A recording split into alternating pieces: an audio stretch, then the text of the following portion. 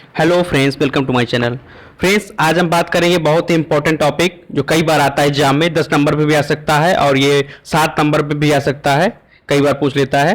Raw material use for culture media. ठीक है, culture media में कौन कौन सा, या कल्चर मीडिया कोई बनाने में, जैसे आप लैब में प्रैक्टिकल भी किए होंगे, तो कल्चर मीडिया बनाने में कौन कौन सा रॉ मटेरियल यूज होता है वो हम यहाँ पे देखेंगे। और रॉ मटेरियल कैसे यूज करके हम प्रिपरेशन करते हैं कल्चर मीडिया की, ये भी हम थोड़ा सा इसमें डिस्कस करेंगे। पहले जानते हैं कल्चर मीडिया क्या होता है। तो कल्चर मीडिया क्या होता है? It is a solid liquid preparation. Culture media क्या है? एक सॉलिड लिक्विड प्रिपरेशन है, मतलब सेमी सॉलिड प्रिपरेशन है, जिसमें क्या होता है, न्यूट्रिएंट्स कंटेंट किया होता है, कई सारे ग्रोथ फैक्टर कंटेंट किया रहता है। ठीक है, और क्या होता है इसमें, और माइक्रो ऑर्गेनिज्म जो होते हैं उनका भी स्टोरेज रहता है। ठीक है, 3 चीज यहां पे क्लियर हुई। और इसके थोड़ा देख लेते हैं कल्चर मीडिया के बारे में। केमिकली डिफाइंड, अगर केमिकली हम डिफाइन करें कल्चर मीडिया को, तो मीडिया ऐसी मीडिया जिसमें क्या होता है, cultivation of autotrophs and also useful for heterotrophs. Autotrophs क्या होता है? जो कंपाउंड से एनर्जी को गेन करते हैं, वो हमारे ऑटोट्रॉप्स होते हैं। और हेटरोट्रॉप्स क्या होता है? जो कंपाउंड और केमिकल रिएक्शन के थ्रू, मतलब हेटरोट्रॉप्स खुद एनर्जी नहीं बना सकता, कंपाउंड और किसी अदर रिएक्शंस के थ्रू जो एनर्जी गेन करता है वो हमारे हेटरोट्रॉप्स वाले बैक्टीरिया होते हैं।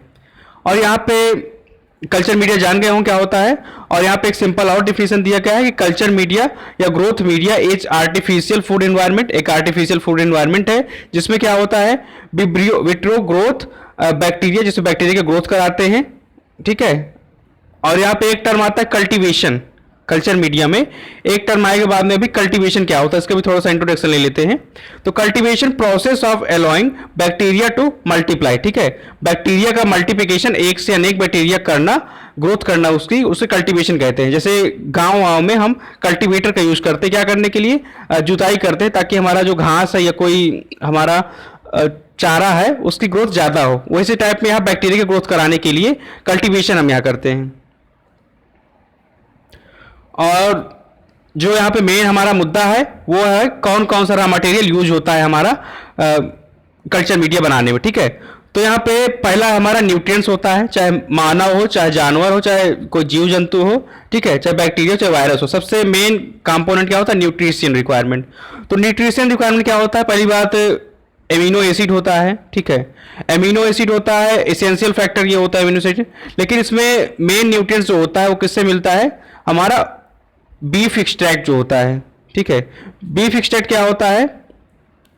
Beef extract is an aqueous lean beef tissue. ठीक है, जो टिश्यू होता है बीफ का, ठीक है, एक टाइप से मांस जो होता है, उसमें क्या है, उसका पतली लेयर जो होती है, पतली लेयर को हम सेपरेट कर लेते हैं, फिर उसको पेस्ट के फॉर्म में चेंज कर देते हैं। पेस्ट फॉर्म में हम यहाँ पे सेमी सॉलिड फॉर्म में चेंज कर लेते हैं। ये हमारा क्या बन जाता है, बीफ एक्सट्रैक्ट बन जाता है। जब लैब में प्रैक्टिकल किए होंगे आप तो देखे होंगे, उसको बीफ एक्सट्रैक्ट निकालते हैं, जो काफ़ी सारा बदबू भी करता है, उससे हम निकालते हैं। और इस बीफ एक्सट्रैक्ट की न्यूट्रिशनल वैल्यू क्या होती है, मतलब किस टाइप से ये न्यूट्रिएंट्स प्रोवाइड करता है, तो इसमें वाटर सोल्यूबल सब्सटेंस होते हैं। ठीक है, और जैसे एमिनो एसिड होता है, कार्बोहाइड्रेट होता है, ऑर्गेनिक नाइट्रोजन कंपाउंड होते हैं, वाटर सोल्यूबल विटामिन वगैरह होते हैं। ये सब हमारा क्या कंटेंट किया रहता है, बीफ एक्सट्रैक्ट, ये उसकी न्यूट्रिशन वैल्यू होती है। और एक हमारा होता है न्यूट्रिशन में पेप्टोन। पेप्टोन भी आप देखे होंगे, जो रहता है एक डिब्बे में पेप्टोन भरा रहता है जब हम कल्चर मीडिया प्रिपरेशन करते हैं। तो this result from the digestion of proteinaceous material. जैसे कोई भी प्रोटीनियस मटेरियल हम लेते हैं, उसका जब डाइजेशन हो जाता है, ठीक है, उसके पाचन हो जाता है, तो एक पेप्टोन नामक सब्सटेंस बनता है। ठीक है, वही हमारा एज ए न्यूट्रिशन यूज होता है बैक्टीरिया ग्रोथ कराने में। जैसे मीट वगैरह का जब डाइजेशन होता है तब पेप्टोन का ले लेते हैं हम यहाँ से। और न्यूट्रिशंस के बाद आता है एसेंशियल मिनरल।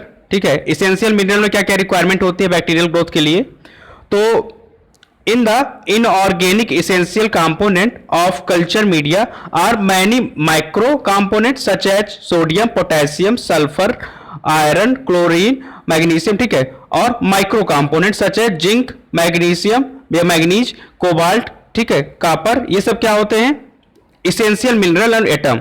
ठीक है, जो इसे माइक्रो कंपोनेंट आता है, कभी कभी 2 नंबर पूछ लेता है कि माइक्रो कंपोनेंट कौन कौन से होते हैं जो हमारे बैक्टीरिया की ग्रोथ कराने में या कल्चर मीडिया बनाने में यूज होते हैं। तो माइक्रो कंपोनेंट हमारे कौन कौन से होते हैं?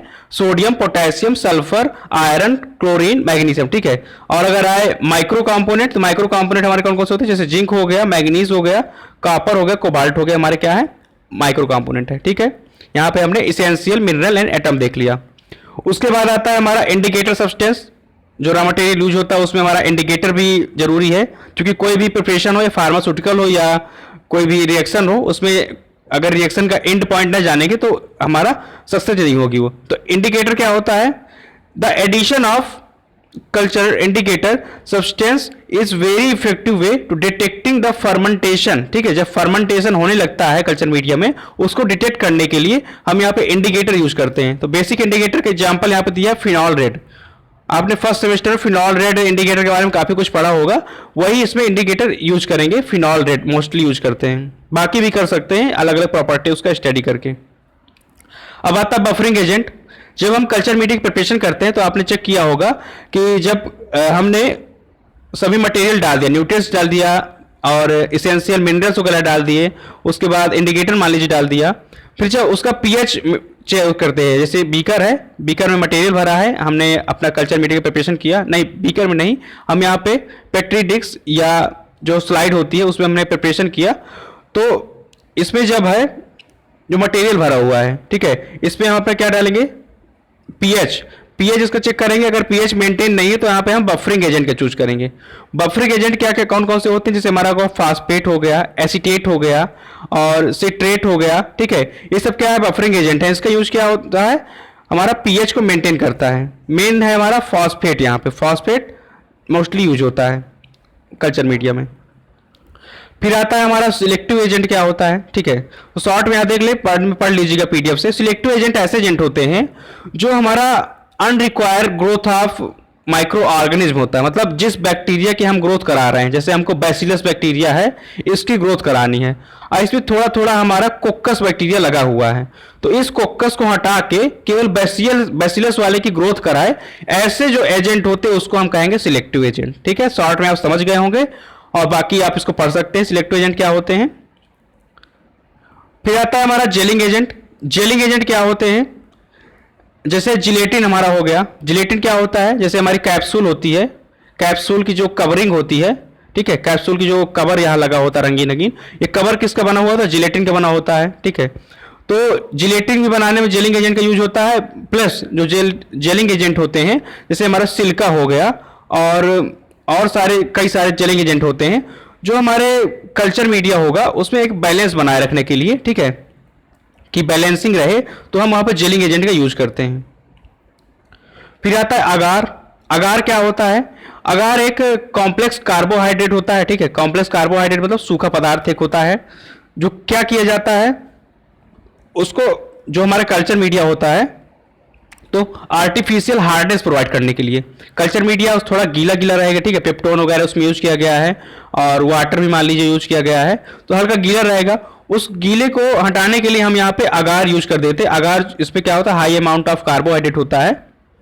यहाँ पे देखिए यूज लिखा है,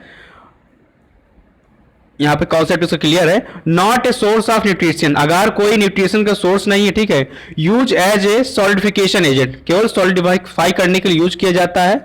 for media agar dissolve in aqueous solution gel when temperature below 45 degree Celsius. ये केवल सॉलिडिफाइंग एजेंट है, जो हमारा कल्चर मीडिया प्रिपेयर हुआ होगा उसमें सॉलिडिफिकेशन करने के काम आता है। उसके बाद हमारा आता है ईस्ट एक्सट्रैक्ट। एक्सट्रैक्ट क्या होता है? ये भी एक न्यूट्रिशंस होता है, ठीक है, पेप्टोन और हमारा बीफ एक्सट्रैक्ट के बाद। ये क्या होता है? इसका न्यूट्रिशन वैल्यू क्या होता है? इसमें जब हमें कोई कल्चर मीडिया ऐसा प्रिपरेशन करना होता है जिसमें विटामिन बी का ज़्यादा रिक्वायरमेंट होता है, उस टाइम पे हम इसको ईस्ट एक्सट्रैक्ट को यूज करते हैं, जनरली बहुत कम करते हैं। वाटर, प्योर डिस्टिल वाटर हमारा मेन कंपोनेंट होता है किसी भी बैक्टीरिया के ग्रोथ के लिए। प्योर क्यों लेते हैं? क्योंकि अगर हमारा ऐसा नॉर्मल वाटर होगा उसमें और भी कोई बैक्टीरिया यूज करना होता है, लेकिन कल्चर मीडिया में हमको एक टाइप के बैक्टीरिया ग्रोथ करानी है, इसलिए हम प्योर वाटर लेते हैं, ठीक। अगर प्रिपरेशन ऑफ मीडिया देखें, लैब में आपने प्रिपेयर किया होगा, तो जैसे हमने लिया कई सारे न्यूट्रिएंट्स ले लिए, ठीक है, तो यहाँ पे ईच इंग्रेडिएंट, जो कई सारे इंग्रेडिएंट हम ले लिए, उनका एक कैलकुलेशन कर लेंगे, एक उनका मेजरमेंट कर लेंगे स्पेसिफिक अमाउंट में, और उसको डिजिटल वाटर में डिजॉल्व कर देंगे। ठीक है, डिजॉल्व कर दिया हम सभी न्यूट्रिएंट्स, सभी एसेंशियल कंपाउंड, सभी अगार वगैरह सब। फिर उसके बाद हमने क्या किया, फिर उसमें हम पीएच चेक किया। अगर पीएच चेक किया तो उसमें क्या, अगर एडजस्टमेंट करना है, पीएच अगर ज़्यादा कम है तो उसमें फॉस्फेट वगैरह डाल के पीएच को मेंटेन किया। उसके बाद सॉलिडिफाई मीडियम, जैसे हमारा अगार होता है, अगर ज़रूरत हो अगार डाले, नहीं पहले ज़रूरत थी पहले डाल दिए, ठीक है, अगर और ज़रूरत है और भी डाल दें। और फर्दर फिर हमने क्या किया, एक ट्यूब या फ्लास्क के अंदर हम अपने मीडियम को रख दिए। अब उसको स्लाइस करेंगे। स्लाइस किससे करेंगे, ऑटोक्लेव कर देंगे। ऑटोक्लेव करेंगे तो उससे स्लाइजेशन हो जाएगा और हमारा कल्चर मीडिया प्रिपेयर हो जाता है। फिर उससे हम फर्दर हम टेस्टिंग कर सकते हैं किसी भी अपने उसके लिए, टेस्टिंग के लिए जो प्रैक्टिकल हमारा परफॉर्म किया जाता है। ठीक है, यहाँ पे हमने देखा रॉ मटेरियल कौन कौन से यूज होते हैं और ये काफ़ी इंपॉर्टेंट है। फ्रेंड्स, इसका पीडीएफ आप जो इस यूनिट का लास्ट पार्ट होगा उसके डिस्क्रिप्शन बॉक्स में आराम से डाउनलोड कर सकते हैं। Thanks for watching. वीडियो पसंद आया तो लाइक कीजिए, शेयर कीजिए और चैनल को सब्सक्राइब कीजिए।